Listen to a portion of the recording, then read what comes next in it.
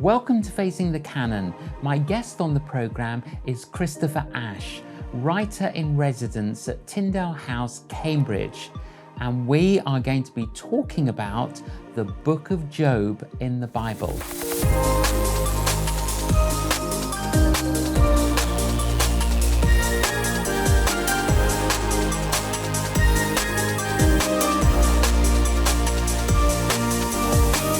Christopher, welcome to Facing the Canon. Thank you very much for inviting me. I've wanted to have you on the programme for a while, and I'm so looking forward to talking with you about Job. But tell us a little bit about yourself. You're currently writer-in-residence at Tyndale House, Cambridge. What does that mean? Doesn't it sound grand? Doesn't it sound It sounds grand? Great. It's a wonderful job because I have no duties. So I have a desk and I can work there, I can write there, I can get alongside some of the young men doing PhDs, that kind of thing.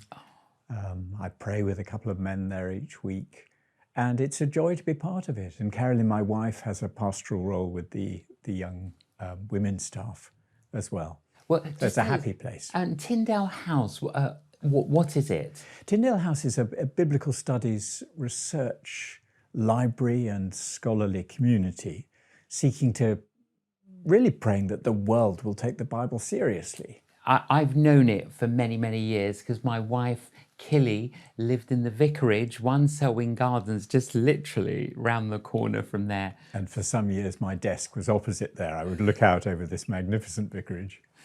You gave a whole series of sermons on Job.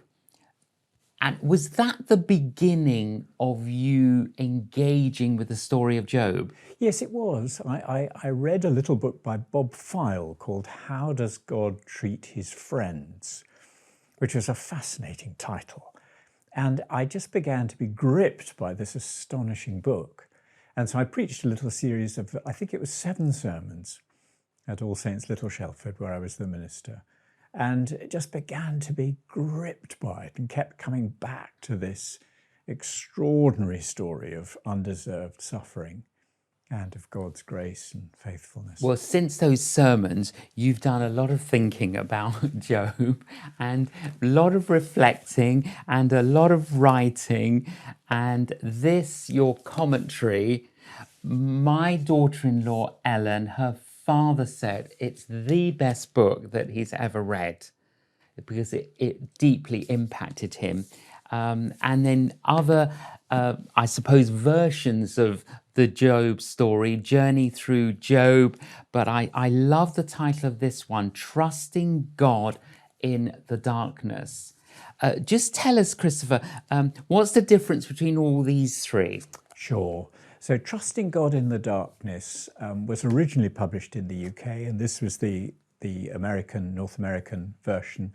And it's a kind of introduction to the book of Job. So it's not a commentary, but it tries to give some roads into the forest, because it's a confusing book. And it's a book where you can easily feel you get lost. So Trusting God in the Darkness is a kind of introduction. So for example, there's one chapter on the thinking and the theology of the Comforters. Yes. Doesn't go through all their speeches, but so it's that kind of book. Whereas the white one, Job, the Wisdom of the Cross, is a commentary that goes through every verse, goes right through. Yes. Okay, so it's a real story. It is. The book of Job. Yes. Because some people don't think it may have been a real story, but it really is a real story with a real person called Job. It certainly is, yes. And we don't know when Job himself lived. It seems to have been about the sort of time of the patriarchs, as far as we can make out, but we're not told. And it probably doesn't matter. Who was Job? Well, he was a great man.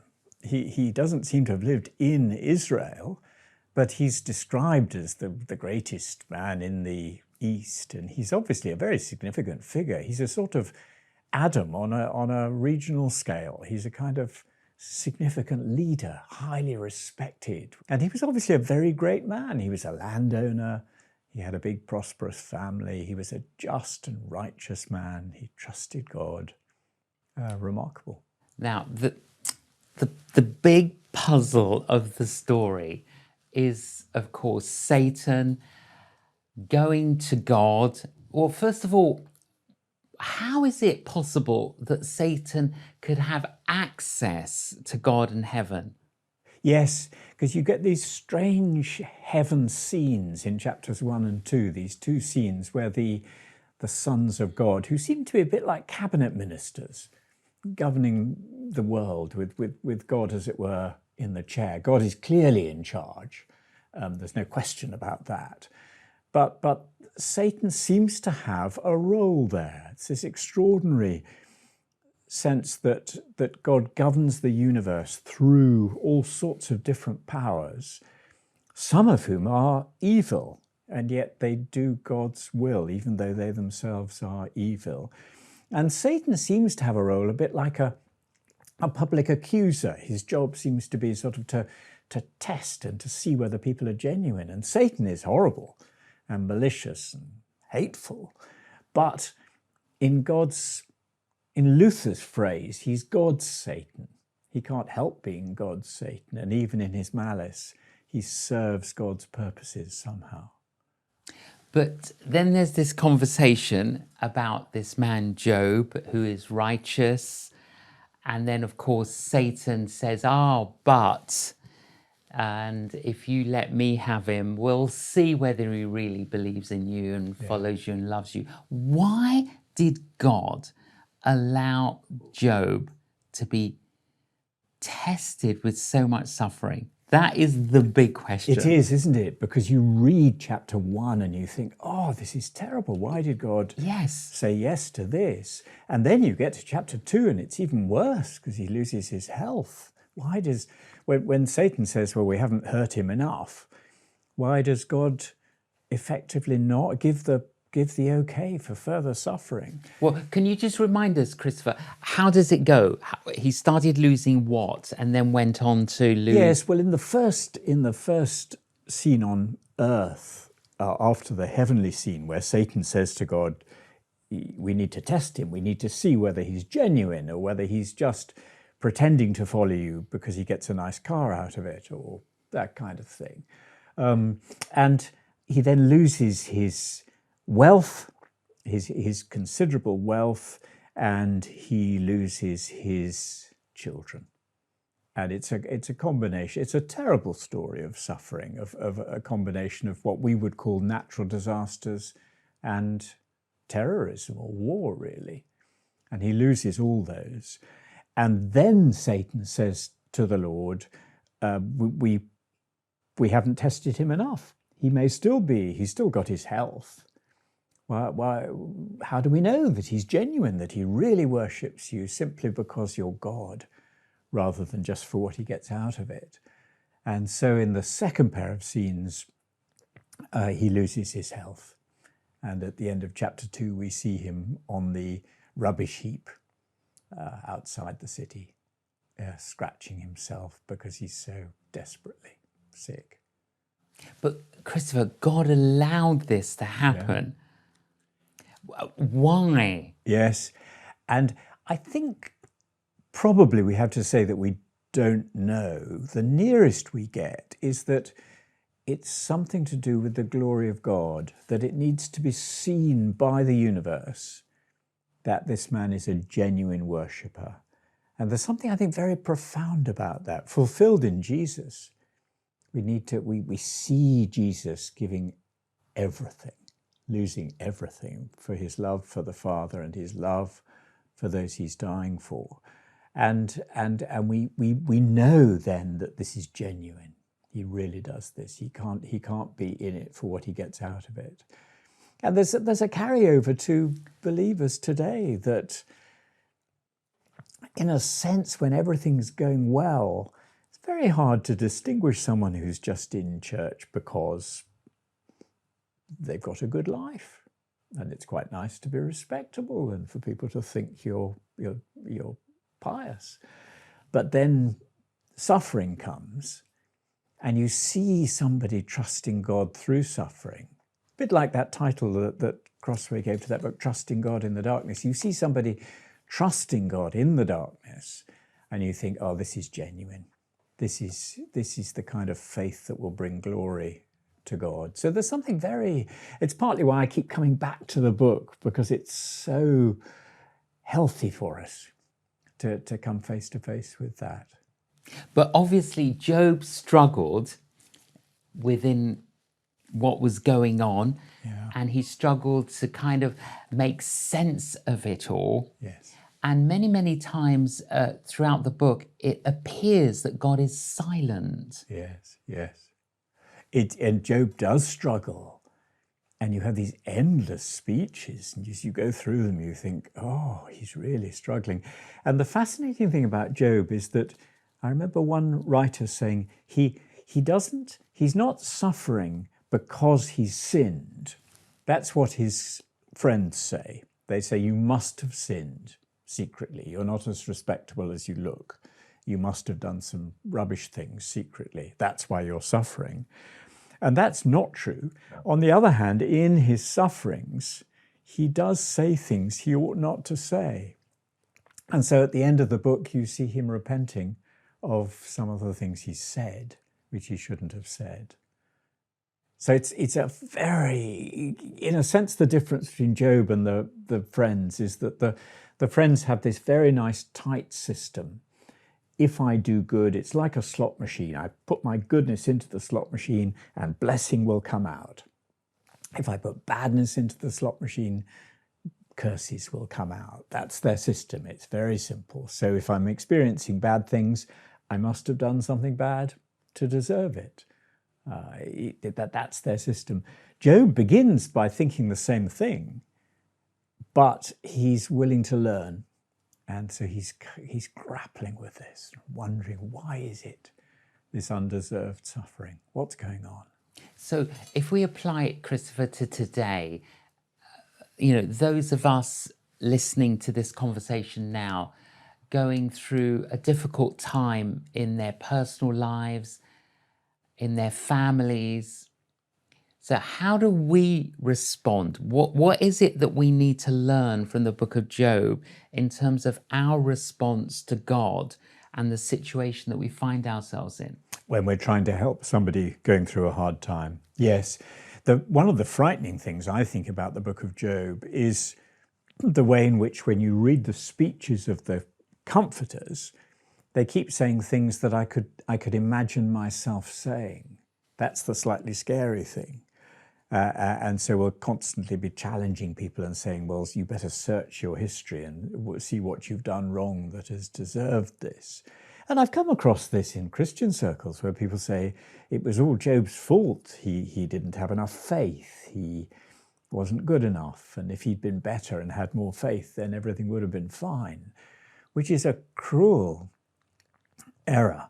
Yes. And therefore we want to come alongside people, and it is true that sometimes my sufferings may be the result of my sin. Sometimes that can directly be the case. If I allow myself to misuse substances or alcohol and I become addicted, there is a causal connection between what I've done and what I'm suffering. But very often it's not, and we mustn't assume that there will be that. Otherwise, we'll accuse Jesus of he must have done something wrong if he suffered as he did. So we come alongside people. In a sense, the book of Job is very encouraging to someone who's suffering, because God understands. Here is somebody, and you can walk through the darkness with this man who trusts God, and he's genuine, and he says some things he shouldn't say, but you walk with him and you think, oh, the Bible understands, God understands. This isn't an accident that I'm walking through these days. Yeah, so God, of course, knows, and God understands, and we need to trust in the providence of God. Yeah. Which is hard to do. Yes, it is in the darkness. It's very hard to do. It's much easier to do in theory when I'm not walking through it. And it's fascinating, Christopher, you were telling me that you yourself had a breakdown. Yeah.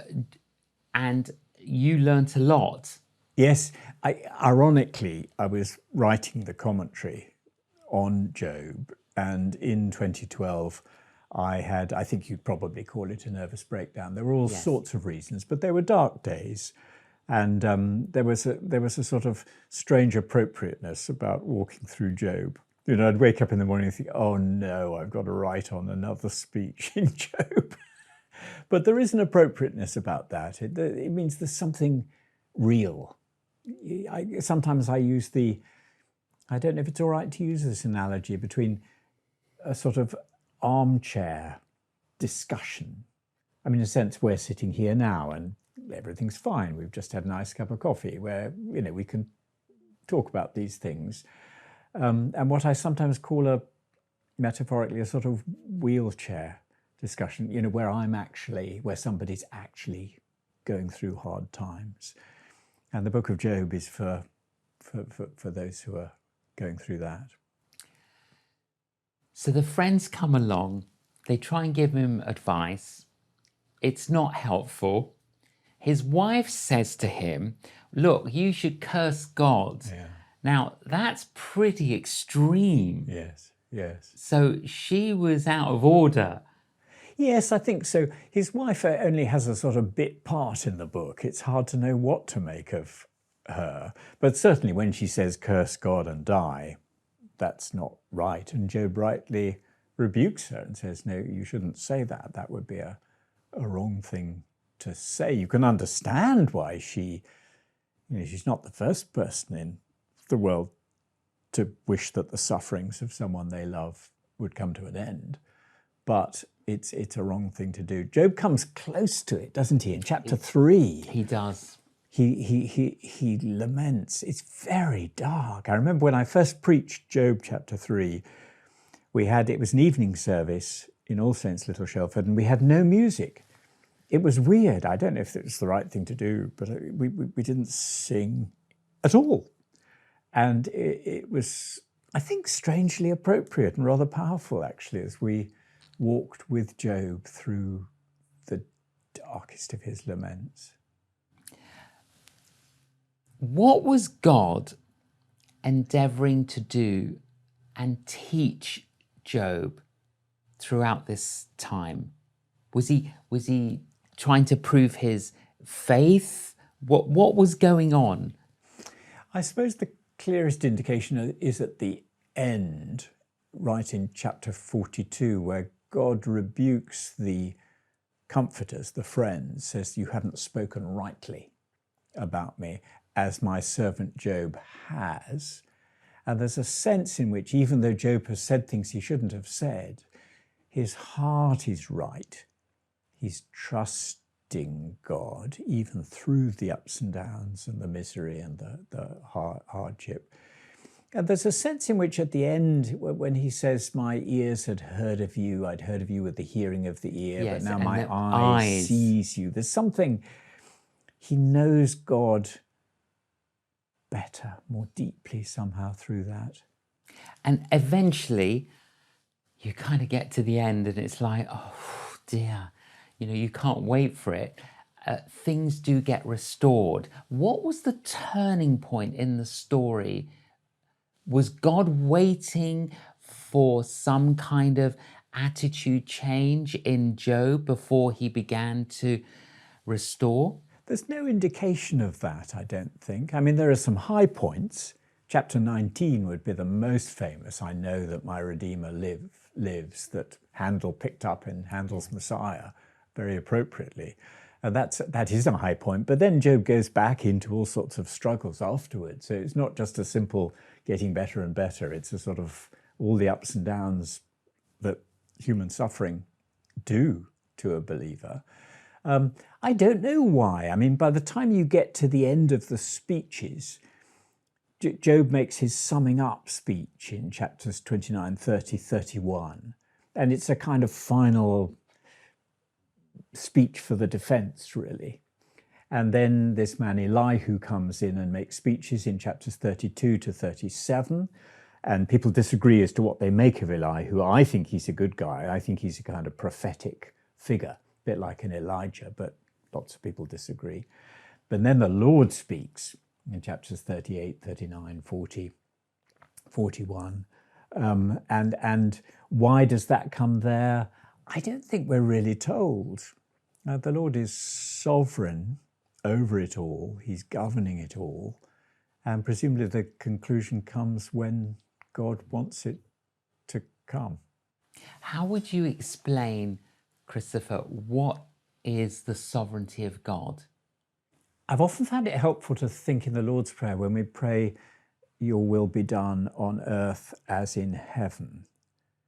So God's will is done in heaven, that those who are in heaven, the angels, willingly obey God.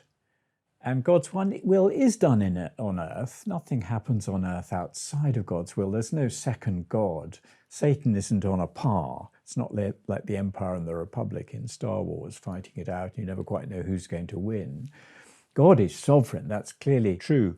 But he governs the world, and things happen that are that don't please God. And yet in some strange way, he uses evil in order to work out his purposes of good in his wisdom. And we can't understand exactly how that is. But one day his will be done on earth as it is in heaven. And in the new heavens and the new earth, all who are there will do his will willingly and gladly. I think that's what I've found helpful. That your will be done on earth as it is done in heaven, I think is a helpful request to bear in mind. Now, of course, the encounter and the story between Satan and Job took place before the death and resurrection of Jesus. So have things now changed with regard to Satan since Jesus' death, resurrection and ascension?